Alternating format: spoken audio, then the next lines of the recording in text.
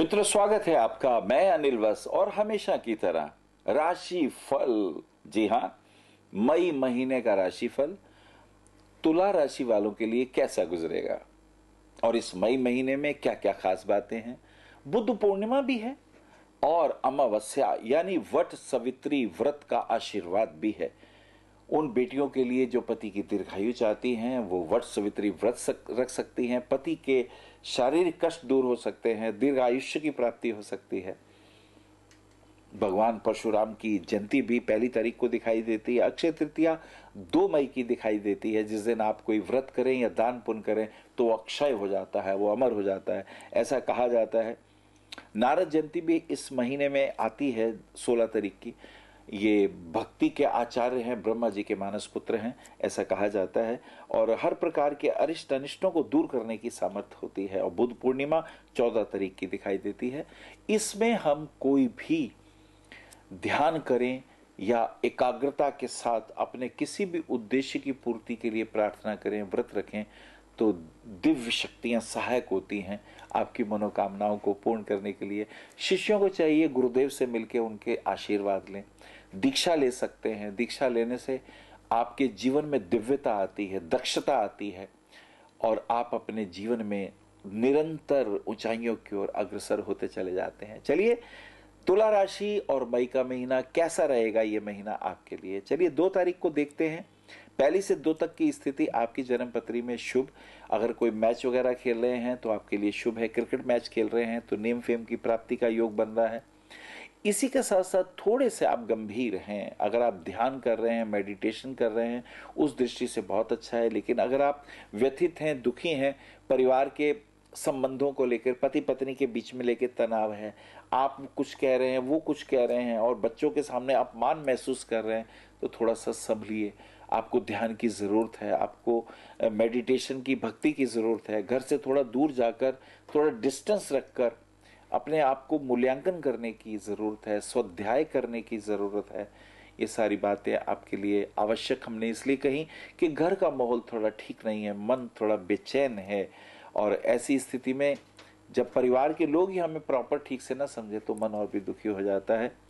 और 5 तारीख तक की स्थिति में हम एक परिवर्तन देखते हैं कि बुध का मूवमेंट वृषभ राशि में आ जाता है। बुध जो कि मेष राशि में था वो वृषभ राशि में आ जाता है। वृषभ राशि उसका स्वामी शुक्र है और आपका भी राशि जो है उसका स्वामी शुक्र है। तो बुध थोड़े बुद्धि के आचार्य हैं। थोड़ा बुद्धि से विचार करें, सोचें और ऐसी स्थिति में आपको कुछ लाभ होगा। और अगर कहीं मंदिर में जाके किसी गुरु जी से मिलें या तीर्थ स्थान में जाके देवी माँ के दर्शन करें तो ये आपके लिए और भी अच्छा है। भगवान शिव की आराधना और देवी माँ के दर्शन के योग दिखाई देते हैं। देव आशीर्वाद आपके बहुत से अरिष्ट अनिष्टों को दूर करने की सामर्थ्य रखते हैं। 7 तारीख की स्थिति शुभ है। काम में मन लगेगा और जो आप प्लानिंग कर रहे हैं वो अच्छा रहेगा। अपने सहयोगियों के साथ मिलके अपने प्रोग्राम को कैसे आगे बढ़ाएं उसकी आप प्लानिंग कर सकते हैं और उस प्लानिंग करके उसके ऊपर एक्शन भी करें, काम भी करें। मेहनत तो करनी पड़ेगी तभी लाभ होगा, क्योंकि शनि की 7.5 भी आपको तंग कर रही है। और शनि की 7.5 में एक बात और भी है, राहु भी शनि के साथ है, केतु का आस्पेक्ट है, सूर्य केतु का आस्पेक्ट तंग करता है, बनते कामों में रुकावट पैदा होती है, संघर्ष बहुत ज्यादा हो रहा है, ऐसे में डिप्रेशन आ रहा है, ऐसे में कुछ अच्छा नहीं लग रहा। परंतु तुला राशि वालों को एक बात का ध्यान रखना है, भगवान मृत्युंजय का ध्यान करके अपने दोनों आंखों के बीचों बीच आज्ञा चक्र में अगर आप ओंकार का भी जाप करेंगे,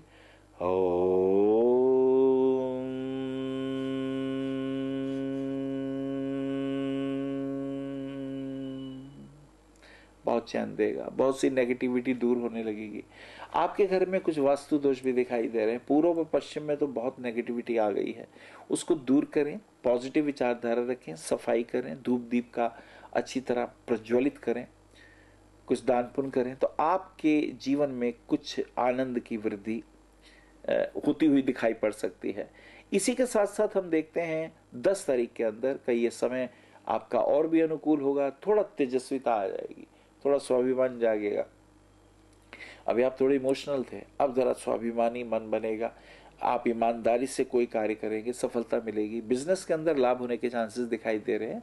रुके हुए पैसे अब मिलने लगेंगे। अगर किसी को आपने रुपया उधार दिया है तो आप मांगिए, मिलने के योग दिखाई देंगे। और इसी के साथ साथ घूमने फिरने के योग दिखाई देते हैं, पहाड़ों पे जाने का, पर्वतों के पास होने का, नेचर के साथ घूमने फिरने का योग। प्रातःकाल उठ के थोड़ा एक्सरसाइज वगैरह करें, कपालभाति करें, अग्निसार करें, तो ये आपके लिए स्वास्थ्य के लिए और भी उत्तम होने वाला है। 12 तारीख की स्थिति यह है कि थोड़ा सा तेज ड्राइविंग से आपको बचना है, किसी के साथ लड़ाई झगड़े से बचना है, किसी का आलोचना से बचना है, क्योंकि ऐसा करने से मन व्यथित होगा और शारीरिक कष्ट भी हो सकता है। बीपी हाई है तो उसे चेक करिएगा, लड़ाई झगड़े से दूर रहे। एक और बात कहनी है तुला, तुम्हें पुरानी बातें याद करते हो वो भी नेगेटिव, फिर उससे क्या होता है, तुम और रोने लगते हो, आंखों में आंसू आते हैं, डिप्रेशन में आ जाते हो। इनसे तुम दूर रहो। याद ही करना है तो पुरानी सुखद स्मृतियों को याद करो, वो तुम्हारे लिए अच्छा है, अनुकूल है। और भाग्य भी उन्हीं का साथ देता है जो अपना साथ देते हैं। तो बी पॉजिटिव, ये तुम्हारे लिए अच्छा रहेगा। 14 तारीख को सूर्य की स्थिति चेंज हो रही है, सूर्य वृषभ राशि में जा रहे हैं। मेष से सूर्य का वृषभ में जाना, इसमें दो बातों का ध्यान रखें, पैसा कहीं ना कहीं डूब सकता है, कहीं फंस सकता है, उसका ध्यान रखें। कहीं आप किसी पे विश्वास करके कोई आपकी कोई पॉलिसी लेके आ जाए या कोई प्लानिंग लेके आ जाए कि ये एक बिजनेस है, इसमें आप रुपया लगा दो, इसमें तुम्हें फायदा होगा, उसमें रुपया डूब सकता है। शेयर मार्केट में बिल्कुल भी रुपया मत लगाइएगा, नहीं तो पैसा डूबेगा। और कहीं रुपया लगाया है तो उसे लेने की कोशिश करें, तो ये आपके लिए कुछ अनुकूल हमें दिखाई देता है। इन बातों का थोड़ा सा ध्यान रखिएगा, छोटे छोटे ये मूवमेंट है जो आपके लिए शुभ होंगे। 16 तारीख की स्थिति अच्छी है, अगर प्रॉपर्टी में कहीं रुपए लगाने का मन है तो लगा सकते हैं। आप ऐसा करें कि प्रॉपर्टी में दूर जाके रुपया ना लगाएं, हाँ अपने शहर के आसपास लगा सकते हैं। आपके लिए मुझे ऐसा दिखाई देता है कि ईस्ट में और वेस्ट में आपका जो रुपया लगेगा, या इसी के साथ साथ साउथ साइड में भी रुपए का लगना आपके लिए शुभ रहेगा। तो ऐसे में कोई प्रॉपर्टी परचेज करते हैं, प्रॉपर्टी आप कमर्शियल ले सकते हैं, रेसिडेंशियल ले सकते हैं, मॉल इत्यादि में ले सकते हैं, और आपको उसमें फायदा होगा, इसमें कोई दो राय नहीं है। ऐसा इस जन्म पत्री में देखा जा रहा है। 18 तारीख की स्थिति और भी अच्छी है, मित्रों के साथ सहयोग। मित्र आपके कुछ एजुकेटेड दिखाई देंगे, कोई कोर्ट कचहरी का चक्कर भी दिखाई देता है, वकील से मुलाकात हो सकती है, उनके साथ काउंसलिंग करिए, अपनी बात को समझाइए, और वो जो आपको राय दें उसके ऊपर आप ध्यान दीजिएगा। आने वाले समय में छोटे छोटे पेपर जो आप इधर उधर फेंक देते हैं उनको ध्यान रखें, वो आपके लिए काम आने वाले हैं। कहीं आप किसी शादी में जा रहे हैं, पार्टी में जा रहे हैं, अपनी अंगूठियां यूं ना उतारिए, कहीं वो गुम होने का डर है, थोड़ा सावधानी बरतने की बहुत ज़्यादा ज़रूरत है। 21 तारीख की स्थिति बहुत अच्छी है। 21 तारीख के अंदर परिवार में कोई शुभ कार्य हो सकता है, पब्लिक में आप कोई मीटिंग रख सकते हैं, अच्छा रिस्पांस आएगा, लोग आपको अप्रिशिएट करेंगे, आपके विचारों को अप्रिसिएशन मिल सकता है। और अगर आप जॉब कर रहे हैं तो जॉब में बॉस के साथ संबंध अच्छे होंगे, आपकी प्लानिंग पॉजिटिव होगी, और आपके नीचे काम करने वाले लोग आपको अप्रिशिएट करेंगे।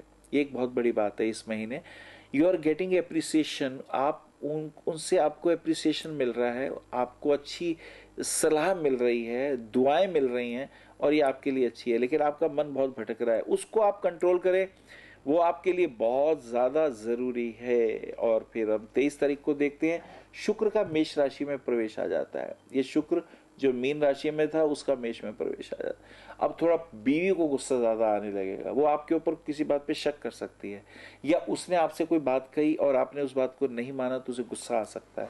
ऐसे गुस्से में वो पब्लिकली आके आपके घर में सबके सामने आपका अपमान कर सकती है। तो थोड़ा ध्यान रखो, उसको ज़्यादा फुलाने की ज़रूरत नहीं है, उसको ज़्यादा गुस्से में लाने की भी ज़रूरत नहीं है। ये छोटी छोटी चीज़ें हैं जो आपको बहुत तंग कर सकती हैं। और हेल्थ का बहुत ध्यान रखिएगा।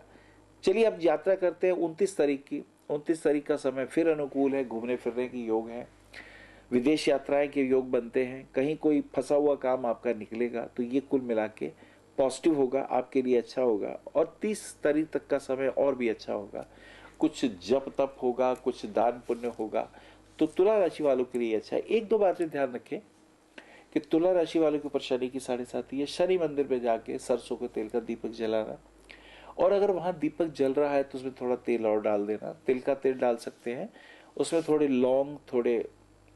लौंग के साथ साथ उड़द की दाल के काले दाने, ये थोड़े आप डाल दीजिएगा, तो ये बहुत अच्छा है। ऐसे जो शनि का मंदिर है वहाँ के जो पंडित जी हैं उनको काली छतरी दान दे सकते हैं, उनके पैरों में 8 नंबर का जूता पहना सकते हैं लेदर का, उनको काले रंग का कोई बैग आप गिफ्ट कर सकते हैं। ये छोटे छोटे बातें हैं जो आपके कष्टों से आपको बचाती हैं। अंधे, अपाहिज और जो ऑर्फन्स लोग हैं अनाथ लोग हैं, उनकी आप अपनी कमाई का 10वां हिस्सा वहाँ मदद करें, चाहे उनको रोटी देनी पड़े, खाना देना पड़े, या बीमार हो तो दवाइयाँ इत्यादि देनी पड़े। तो ये चीज़ें करने से ये वो दुआएं हैं जो आपको तब बचाती हैं जब आपको उम्मीद ही नहीं होती। आप ही के किए हुए कर्म अच्छे हों या बुरे आपका मार्गदर्शन करते हैं। और आपके लिए एक बात और कहनी है, पन्ना रत्न आपके लिए भाग्य का रत्न है। भाग्य कोई वृद्धि करा रही हो, कुछ लोग ना बहुत मेहनत करते हैं, मेरे पास आते हैं, गुरुजी को भाग्य रत्न बताइए। तो तुला राशि वालों के लिए भाग्य रत्न तो पन्ना है, और पन्ना भी बढ़िया क्वालिटी का लीजिएगा आप। 5-7 हजार वाली क्वालिटी अच्छी नहीं होती, अच्छी क्वालिटी का पन्ना लें, चाहे 20,000 कैरेट आए चाहे 25 आए, अच्छी क्वालिटी का पन्ना लीजिएगा। 6-6.25 कैरेट का पन्ना हो, हीरा भी हो आपके पास, हीरा 1 कैरेट एक साइड का हो, और अगर हीरा नहीं ले सकते तो आप ओपल भी ले सकते हैं, गले में पहन सकते हैं 10-12 कैरेट का। नीलम पहनिए, बहुत अच्छा रहेगा। 6 से 7.5 कैरेट का नीलम हो, मिडिल फिंगर में अगर नीलम हो तो ये बहुत ही अच्छा रहेगा। तो ये कुछ रत्नों की हमने आपसे बातें करी। दान पुण्य की बातें करेंगे तो उसके लिए मुझे लगता है गुरुवार को कुछ ना कुछ दान करना चाहिए। मंदिर में पंडित जी को खाना खिला दें, ये अच्छा रहेगा। दक्षिणा दे दें, कुछ वस्त्र इत्यादि दे दें, तो ये और भी अच्छा है। तो तुला राशि वालों के लिए सबसे खास बात इस महीने अपना मूड ठीक रखना है, लड़ाई झगड़े से बचना है, पति पत्नी के संबंधों को ठीक रखना है, और फास्ट ड्राइविंग से बचिएगा, स्वास्थ्य का ध्यान रखिएगा। अगले महीने फिर आते हैं आपके लिए कुछ अच्छी जानकारी लेकर। आज इतना ही। हरिओम। हमारा पता है भविष्य कथन BE 279 गली नंबर 6 हरिनगर न्यू दिल्ली 110064। हमारे फ़ोन नंबर है 919891739999 919818189993 918860006030। हमारी वेबसाइट है www.bhavishyakathan.org। ईमेल है acharyaanilvats@gmail.com।